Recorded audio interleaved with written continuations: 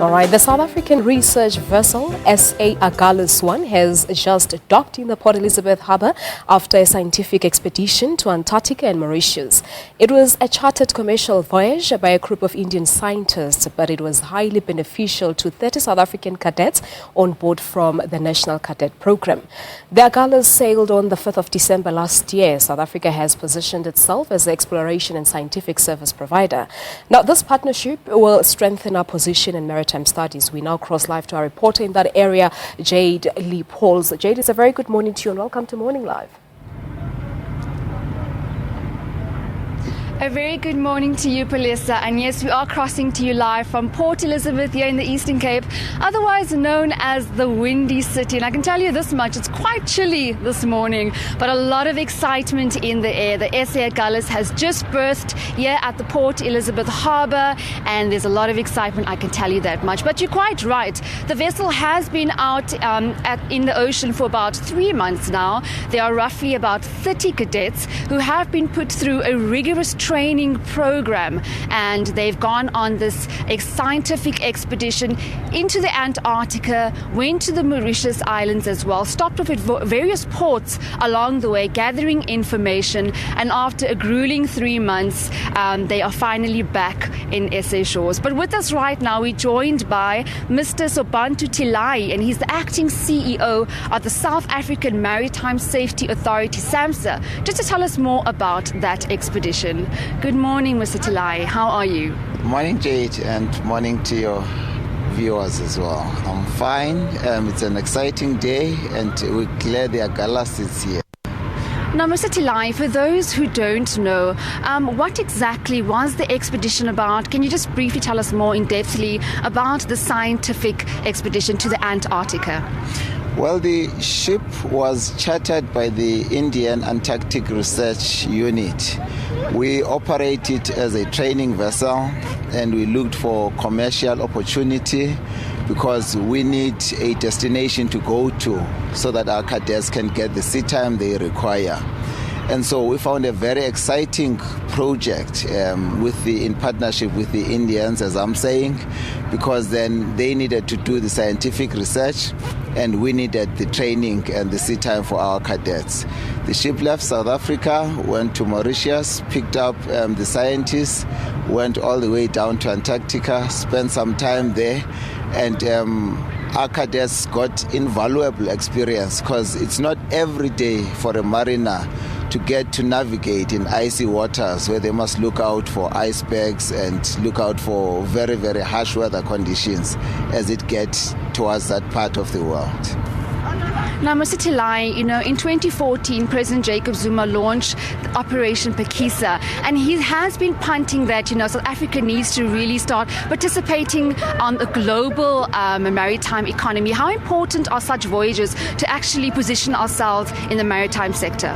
Well, we've always said that South Africa is a maritime nation. And the way to really express that is that we need to be campaigning throughout the globe for having global footprint.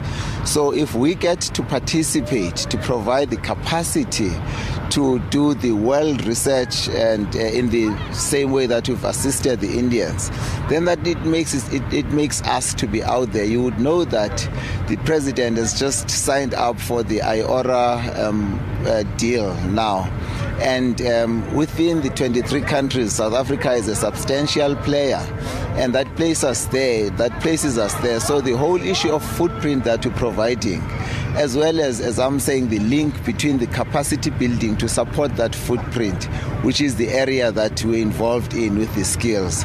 So, and we've always said that as well, Jade, that this maritime industry, when it matures, it will derive no less than 60% of its value from external to South Africa. So it is our intention that to train these cadets, place them out in international shipping, and campaign for the local maritime enterprises to go out there and try and bid for work that is in the continent, offshore oil explorations, the diving services. So it is our view that we need to really enhance our capacity building on skills for the country if we are going to be able to compete out there. And this is our starting point. So it is our intention with the maritime transport policy that is just being consulted on now by our Department of Transport. It is our intention there is to say, how do we build the skill, but how do we build an industry that we can reposition out there so that you are able, as I'm saying, to compete in the global space. And that to us would be Operation Pakisa put into action. Now, I can imagine, Mr. Jayed-leigh, that some of the cadets will really benefit from such expeditions. There are 30 on this vessel, and I'm sure they've been put through some extensive training, and also with the Indian scientists on board, also, shown different fields that they can go into, be it, maintenance of a vessel, marine biology. What exactly for job purposes in the maritime industry? How beneficial is this for students? The best training for anybody is a training that integrates everything there is around the job. Now, seafarers operate the transport, which is the platform. You need a ship to go do what you need to do. But you quickly find out that you need to know everything around what you're doing. So if you are a cadet on a scientific voyage, you had better know why you are taking the water samples. How good is the result of what you're trying to do? We're sitting with ocean acidification, we're sitting with climate change, we're sitting with the whole issues of global warming. Now, if you combine the maritime navigation, ship operation with the scientific expedition, you tend to find that you're ending up with a more completed mariner out of that. In the same way that if a seafarer is working on transportation, they had better know how the cargoes they're carrying behave. If it's bulk cargoes, how long will it take when the ship gets into trouble? What must they do to avoid all those circumstances? So the whole issue of training seafarers is not only about navigation and ship operation, but it's about the trade that they are involved in. In this case, you're combining seafarer training with scientific research. In other cases, we're combining seafarer training with mining and offshore oil and gas exploration, seafarer training and transportation. So that is what we're doing. I must say as well that our partnerships work for us in the sense that Saimi, Transnet, and ourselves, we need to be able to have the whole issue of we dropped it. Sorry? Sorry, sir. All right. Well, that's our reporter live from Port Elizabeth, Jayed-leigh Pauls, talking to us about issues in relation to maritime, but we'll surely be crossing back to her during the show. And Morning Live, make sure that you do stay tuned for that one.